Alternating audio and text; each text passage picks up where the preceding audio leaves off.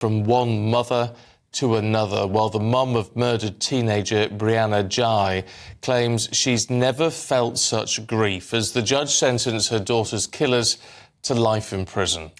But that was as the family of one of the killers also showed real compassion, describing the situation as being beyond their worst nightmare. Well, 16-year-old Scarlett Jenkinson, who for the first time admitted stabbing the transgender teen, will serve a minimum of 22 years. And her accomplice, Eddie Ratcliffe, was given a minimum of 20 years. Well, former Detective Chief Inspector Mike Neville joins us now. Morning to you, Mike. I mean, look, the sentences here are long, particularly for 16-year-olds, for children of their age. But actually, now that we know who they are and seen some of the footage, it's an even bigger nightmare than it seemed, in a way, to see these children acting in such a way. Well, it's the fact that it was so pre-planned and organised. The idea that the amateurish, in one sense, leaving the murder plan to be found by the police, but the fact that somebody's written a murder plan at 16 years old and made a target of somebody, and then it's not only the targeting, it's the brutality of the multiple stabbings, snatching a knife off somebody.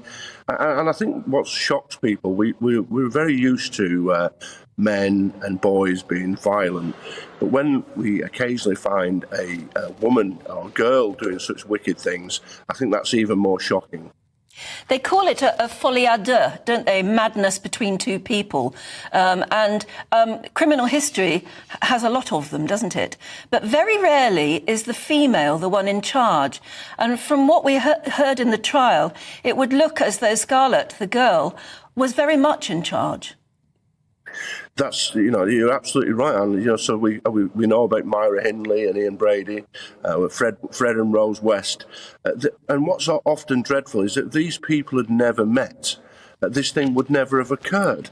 But it's just the fact that you get these two together, whatever sparks this wicked behaviour, and then, as you said, it's unusual to see the woman in the lead.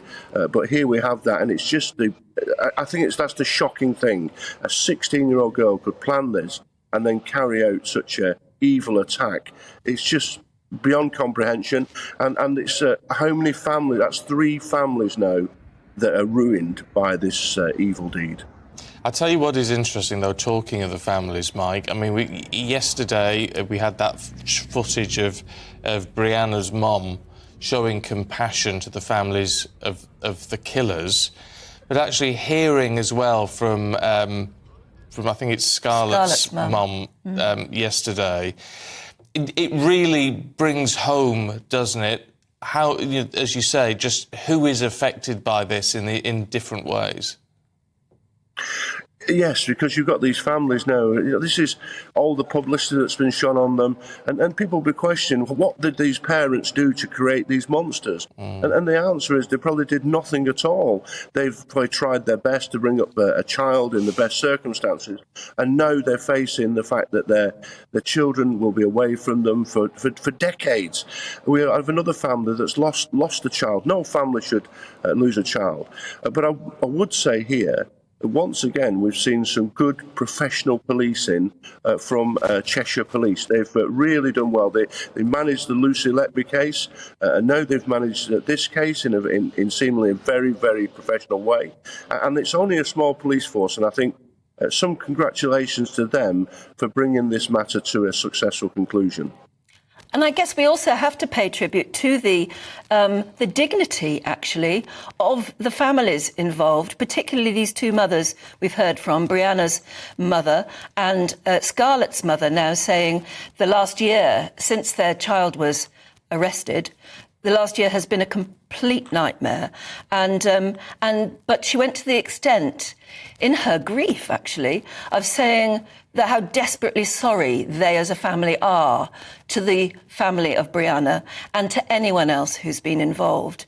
And you can only imagine now she's been named, now the 2 killers have been named, those families are going to, well, they're victims as well, aren't they? They're going to come under such scrutiny from their community. You can imagine they're just going to have to move. You're absolutely right, Anne, because their lives will become intolerable. People will judge them.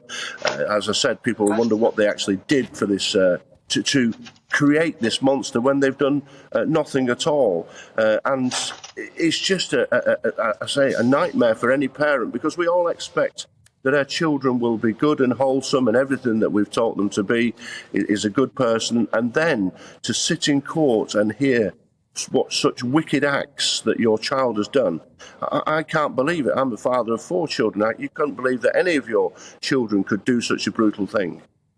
No, it's just horrific. Look, Mike, good to see you this morning. Thank you. And I have to say, by the time I got home yesterday, and it's quite a long journey, it's for you, Anne, and got the GB News app on the phone as soon as I got home, because I knew the pictures and some of that video had been released, because I wanted to see the faces of these two. Is that a bit gruesome? I don't know. But I was shocked. I was shocked at how baby-faced they both are. Yeah. You know, they are literally kids. Yeah, because there's so many pictures available once you know somebody's name, aren't you? Because these kids are all on their social media platforms. And Scarlett, the girl, obviously was posting all sorts of very glamorous photographs of herself, as kids of that age do. And he as well, they both look as though they came from nice families. Yeah. I mean, really nice families.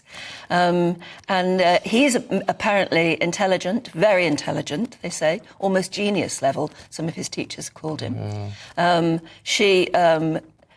You would never think, would you? And your heart bleeds for their families as well, it really does. But I just think that the 2 mothers, particularly that we've heard from, have shown such incredible dignity in the face of such appalling grief. It's just... you can't get your head... What is it about these amazing women? Yeah, but you see, the front of the Mail, and again, there's so many questions. Front of the Mail, showing them both, and the headline is, he stabbed Brianna because he hated trans people. She just wanted to kill for fun. Yeah.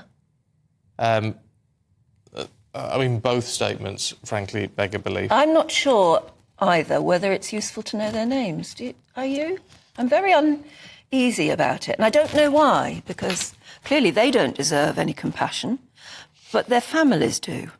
Yes, I totally get where you're coming from with that. I really do. However, because this is so horrific, and the fact, if you read some of the plans that she'd written, saying exactly what they were going to do, there's something so disturbed about this.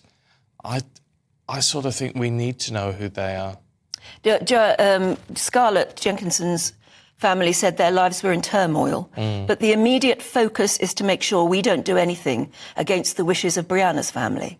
They thanked Brianna's mother, and then they went on to say, we offer our sincere thanks to her for her incredible selflessness and empathy towards our family. Her compassion is overwhelming, and we are forever grateful. And then they also made it clear in their statement that they totally supported the judge's decision to make their names public.